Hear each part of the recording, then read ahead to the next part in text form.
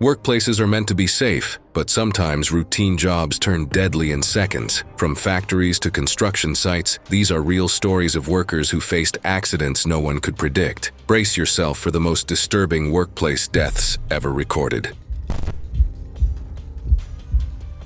It was June 14, 2016, at a medium-sized packaging plant on the edge of Lima, Ohio. The plant packed food boxes around the clock. Moving belts carried stacks of cardboard and rolls of plastic wrap from one work area to the next. Some of the equipment was newer, but parts of the system were old. Marco Jackson, who everyone called Mark, was 29 years old and worked at the busy roller press station where boxes got flattened and shaped. He had grown up in a blue-collar neighborhood on the south side of town. As one of 4 children in a family that struggled to make ends meet, he regularly worked the demanding night shift that started at 6 p.m. and ran until dawn. That particular evening, he was already working his 3rd consecutive 12-hour shift because the plant was chronically short-staffed and couldn't find enough reliable workers. For several months running, multiple workers had been filing complaints about a damaged safety barrier positioned near the main roller press area. Small pieces of torn cardboard and bits of plastic wrap kept getting caught and stuck in the mechanism, causing frequent jams that slowed down production. Floor supervisors had listened to these repeated complaints and promised they would get the problem fixed soon, but the necessary repair work kept getting pushed back and delayed for other priorities. On that particular night, the protective safety barrier was completely missing from one entire side of the machine. The maintenance repair crews were busy working on a different mechanical problem in another section of the plant and hadn't been able to get to that dangerous area yet. Mark and several of his experienced co-workers had developed a risky but common practice of clearing these frequent jams by reaching directly into the moving conveyor belt system to grab and remove stuck boxes with their thick work gloves. Everyone knew this wasn't the safe or proper way to handle the situation, but it had become a regular routine that all the workers did when they were pressed for time. That night they were running significantly behind their production schedule and feeling pressure from management to rush and catch up with their quotas. Mark leaned forward into a narrow gap between machine parts to clear a particularly stubborn jam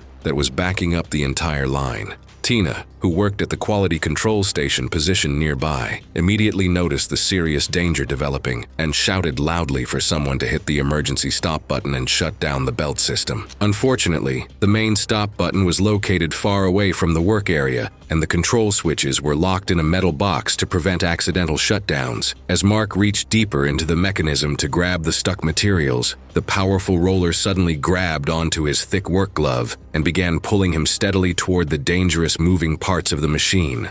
The entire room was filled with loud grinding noises, sharp banging sounds from metal hitting metal, and the acrid smell of burning rubber and overheated metal components. His panicked co-workers immediately ran over to help, desperately pulling at access panels and frantically trying to find and activate the emergency shutdown switch. But nothing they tried would stop the powerful machine from continuing to operate. Mark was tragically pulled into the roller mechanism and killed instantly before anyone could manage to get him out or shut down the system. The deafening industrial noise suddenly stopped completely. The night shift supervisor quickly told everyone to immediately stop all work activities. A thorough safety review conducted after the fatal incident found multiple serious problems throughout the facility. Missing or damaged safety barriers that should have been replaced months earlier. Critical safety features that had been deliberately turned off or positioned too far away to be useful, and an overworked maintenance and repair team that had been stretched dangerously thin for many months without adequate staffing. Workers went back to doing the same shifts and jobs as before, but the feeling in the workplace had changed. People started checking their equipment more carefully and kept asking management to fix safety problems that had been promised but never done. It was October 5, 2015 in Seattle, Washington. A business building was being built, and the crew was working high along the outer walls. The job site had multiple levels of metal frames and wooden boards running across the sides of the building. Luis Rodriguez, 42 years old, had come from Guatemala years earlier and had worked construction jobs around the city. Among the crew, Luis was known for being good with scaffolding. He could place boards and supports quickly, and others often trusted his setups. On this project, he had been working long shifts to help the team stay on schedule. That week, the weather had been wet, the ground was slippery, and the boards had soaked up water. On the day of the accident, light rain was expected. Even so, supervisors told the men to keep working, saying the building needed to stay on track. Safety harnesses were available, but most workers didn't use them unless they were several stories high. On the lower levels, it was normal to move without them, because setting up the gear slowed work. Luis was told to help extend the scaffolding along one of the outer walls. Some old wooden boards were brought back into use. A few were bent, and one in particular made a squeaking sound whenever someone stepped on it. Luis had already moved his weight around it earlier in the morning, careful to avoid putting pressure on the weak spot. By mid-afternoon, a light rain had begun. The rain dotted the boards, making the surface more slippery. The crew kept working. Supervisors told them they would finish before the heavier storm arrived. Luis climbed higher, carrying a section of board. He stepped out toward the edge of the level he was working on, and the accident began in seconds. Another worker was one level below him. From where she stood, she saw Luis place his boot near the edge of the bent board. His foot slid a little on the wet wood. He reached for the scaffold rail to steady himself, but the connection on that rail had a missing bolt. Instead of holding firm, it moved outward. The frame made a metal creaking sound. The board under Luis cracked, then broke. Workers in the area heard the sharp sound of wood splitting, followed by the sudden snap of the rail. Luis's body pitched outward. He yelled as he went down, arms moving wildly. He fell from a height of 2 stories, landing hard on a concrete ledge below. The impact echoed across the site. The crew froze. Tools fell to the ground as they rushed forward. Rain hit the steel frames, dripping through the boards, adding to the noise of the scene. Workers crowded the edge, looking down. Luis lay still on the ledge, not moving. The air was heavy with shock and silence. The site shut down right away. The supervisor arrived quickly, eyes fixed on the spot where Luis had landed. Emergency responders later arrived, taking careful note of the unstable scaffolding as they moved Luis onto a stretcher. A safety check revealed old boards, missing bolts, and unused harnesses. The pressure to work quickly in the rain had created serious risks. When the crew returned days later, they were cautious. Luis's fall had made everyone aware of just how dangerous the site had become. It was March 2, 2018, in Ibadan, Nigeria. Inside a chemical processing plant, workers were finishing another long shift. The plant made industrial cleaning products, and one area handled sulfuric acid mixtures. The air system was weak. The fans that pulled out bad air often broke down, and the filters for face masks were old and needed to be replaced. Aisha Okafor, a 34-year-old lab worker. She had worked there for 8 years. Aisha was known for being careful and doing her job well. She was a single mother of 2, living on a small salary, but she took pride in being someone others could count on. Her job that night was to check the acid pit and watch the acid levels, while sulfuric acid was moved into storage tanks. Earlier in the day, another worker had noticed a light fog forming at one of the pipe connections. She put on her breathing mask and face shield, but the filter inside her mask was an old one. New replacements hadn't come in for weeks, so most of the workers kept using what they had. A younger worker was in the control room above the pit. From there, he could see vapor starting to rise again from the same damaged pipe connection. He picked up his radio to warn Aisha, but the signal wasn't clear. She didn't hear him well. Aisha leaned forward over the pit to take her measurement. The fog moved toward her. She coughed and pulled back, but a sudden air current pushed more vapor her way. Her breathing mask had a small rip near the side, and the acid fog got in. Her face shield became cloudy, blocking her view. She began coughing and struggling to breathe as the vapor stung her throat and lungs.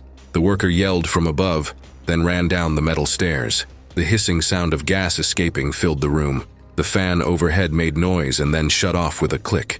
The air became thick and sharp, stinging the throat. A metallic smell mixed with heat coming from the nearby pipes. Aisha stumbled, coughing harder, her breaths loud and uneven.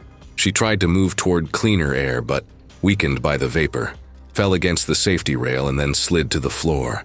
The worker reached her, shouting to another worker to turn off the valves. The fog was spreading quickly, turning the air white and harsh. He grabbed a water hose and sprayed water to thin the vapor. Bending down, his own breathing rough, he tried to pull her back. The strong smell burned his eyes and he had to turn away. Others rushed in with wet cloths over their faces, pulling Aisha by her arms toward the exit. The sound of alarms rang in the background as more workers shut down the flow of acid. After several tense minutes, the valves were closed and the haze began to settle. By then, Aisha was unconscious from inhalation injuries. Outside, in cleaner air, co-workers administered oxygen and called for emergency help, but her chemical burns and lung damage were fatal. Inspection was done, and it revealed the plant had missing repair records. The fans were overdue for repair. Mask filters had been on back order for months. Management had cut budgets, leaving crews with too few people and not enough equipment. The final report blamed worker error, but those who worked beside Aisha knew what had really failed that night. It was September 21st, 2017 in Singapore. Inside a big computer building, rows of machines buzzed under bright lights. Air conditioning units kept blowing cold air through the room. The floor had special tiles that covered lots of cables underneath. These cables carried information that kept the city's computers working.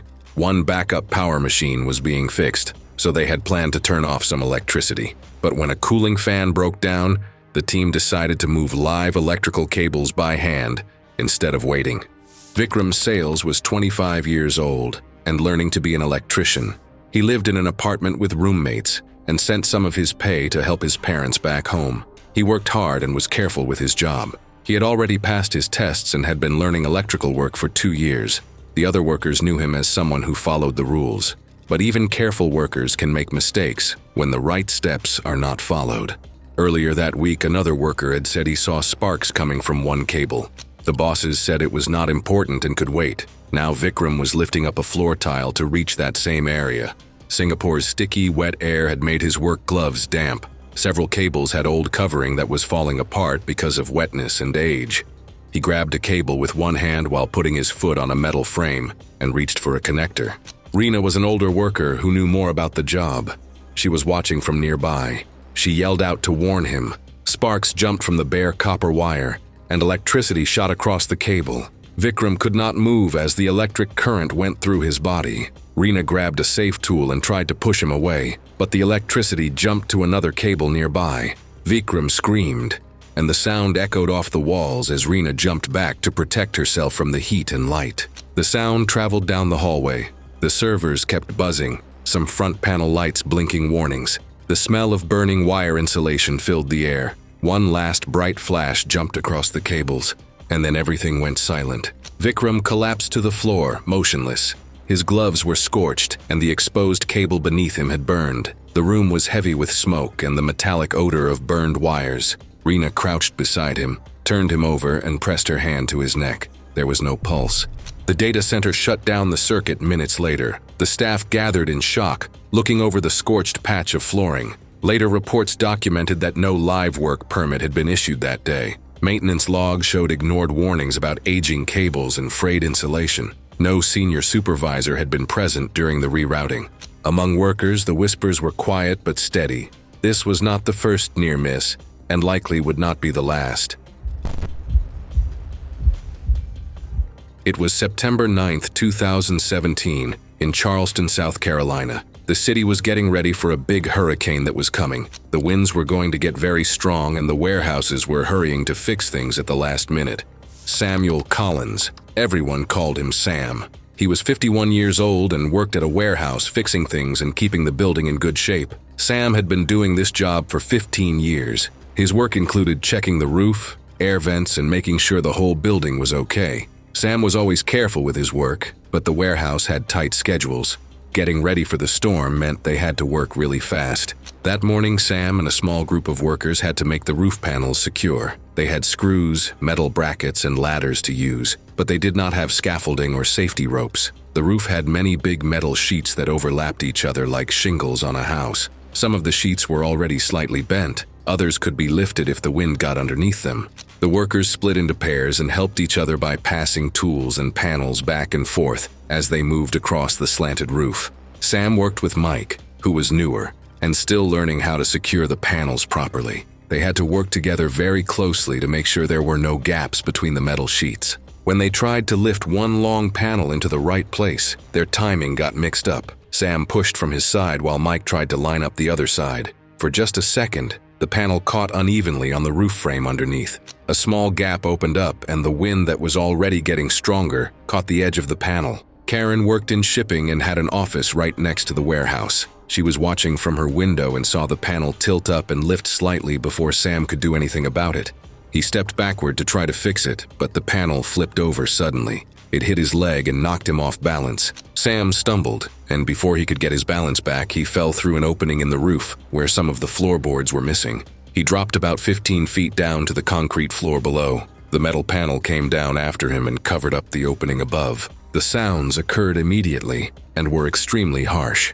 The wind made howling noises across the roof. Metal made clanging sounds as the panel hit the building structure. Sam yelled out briefly before the storm winds covered up the sound. Karen stood stuck at the window, watching helplessly as the other workers rushed toward where it had happened. Inside the warehouse, the workers tried to get to Sam. The panel that fell had blocked part of the opening. The concrete floor below gave no way to slow down his fall. He was not moving where he landed. The team called for emergency help, but there was nothing anyone could do.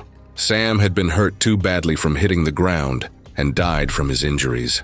After this happened, building experts looked at the roof. They found several panels that were not lined up right and places where teamwork mistakes could be dangerous. Some brackets had shifted slightly, but there were no major issues with the building's construction. The accident occurred due to poor timing, unclear communication, and the panel catching wind at precisely the wrong moment. The warehouse kept working, but the team changed how they did things. Workers asked for clearer ways to work together during roof jobs, better training for new workers, and more attention to lining up panels when it was windy. The memory of Sam falling stayed with all of them. It reminded them how fast accidents can happen, even when equipment is working fine and they usually follow the right steps.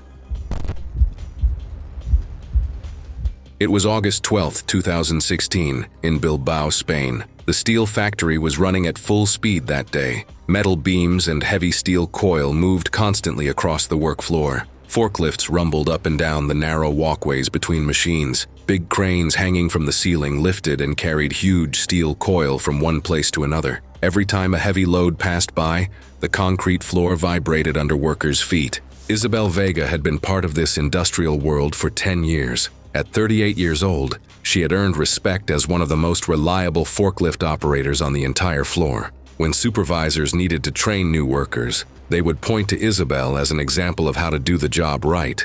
She never cut corners or skipped safety steps, even when production schedules were tight. Her steady paycheck from this demanding job helped support her family back home. The afternoon shift was just beginning when Isabel returned from her lunch break. The supervisor handed her the next assignment. She needed to move a massive steel coil that weighed several tons from the storage area all the way across the factory floor to the furnace. The path she had to take would require driving directly under one of the overhead cranes. This crane was already busy lifting another heavy steel coil into position above her route. At first glance, everything appeared to be running normally. The steel coil hanging high above her forklift was enormous and perfectly shiny. Its polished metal edges caught and reflected the bright industrial lights that hung throughout the factory ceiling. The crane operator was lifting the steel coil carefully, but the hook did not have an even grip on it. The weight of the steel coil was not centered perfectly, and it leaned slightly to one side. Isabel saw the small tilt, but thought the crane operator had everything under control. Jordy was a worker walking beside her who waved to make sure the path was safe to cross. Normally, forklifts don't pass under suspended coils, but production schedules were tight. As Isabel started driving forward, the steel coil began to shift. At first, it moved just a few inches, then swung suddenly as the uneven weight reacted to the crane's motion. Her forklift was passing directly underneath at that moment. The coil dropped slightly faster than expected, and its edge struck the roof of her cabin. The sound happened right away and was very loud. Metal crashed into metal with a grinding noise. Sparks flew briefly where steel hit steel. Isabel's scream got covered up by all the machine noise around them. Jordy jumped forward and tried to move the steel coil, but it was way too heavy for him. The weight of the steel held Isabel trapped inside her cabin. The steel coil rested across the roof, pinning her down. Workers around the area stopped what they were doing, then ran over to help. They shouted directions to each other over all the clanging and grinding sounds. The factory noise covered up most of their voices, but everyone could see what had happened. The sudden shift of the steel coil had made the accident impossible to avoid. A few minutes later, emergency teams got there. There was no way to lift the huge steel coil fast enough. Isabel was declared dead right there. Her co-workers stood quietly, shocked at how quickly something they did every day could turn deadly. What happened next was looked at very carefully. Engineers and safety teams noted that both the crane and forklift had been working correctly. There were no late inspections or broken parts that needed fixing. The accident had been caused only by the load being unbalanced and bad timing. The steel coil was not placed evenly on the hook, which made it move in ways nobody expected. Isabel just happened to be in exactly the wrong place at exactly the wrong time. The factory kept working, but the crews became much more careful. Workers learned to check crane loads twice to make sure they were balanced, and to stay away from driving under hanging steel coil whenever they could. Jordy and the other workers often thought about that day. They remembered how one steel coil that was not lined up right could change everything in just a few seconds.